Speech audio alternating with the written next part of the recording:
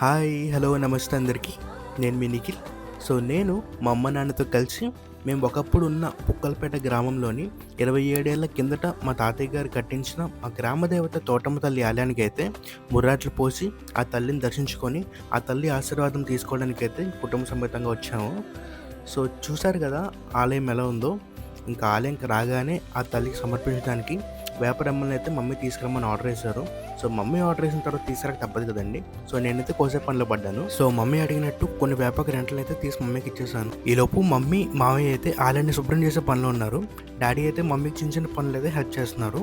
మా మమ్మీ అయితే అమ్మవారి కోసం తెచ్చిన పూలమాలను అయితే ఆ తల్లికి సమర్పించి, ఆ తల్లి కోసం తెచ్చిన 2 రకాల పళ్ళు, ఎర్రదుంపలతో పాటు టెంకాయ కూడా తల్లికి సమర్పించారు. తల్లికి బొట్టు పెట్టడానికి మమ్మీ పసుపు కుంకాలు సిద్ధం చేస్తుంటే మా ఫాదర్ అయితే అగరబత్తిని అయితే వెలిగించారు. మనం ఎలాంటి పరిస్థితుల్లోనే మన సొంత ఊరిని మనం వదిలి వెళ్లాల్సిన పరిస్థితి వచ్చినా సరే, మన గ్రామ దేవతను మాత్రం మనం ఎప్పుడు మర్చిపోకూడదని చెప్పి నా తల్లిదండ్రులు నాకు ఎప్పుడు చెప్తూ ఉంటారు.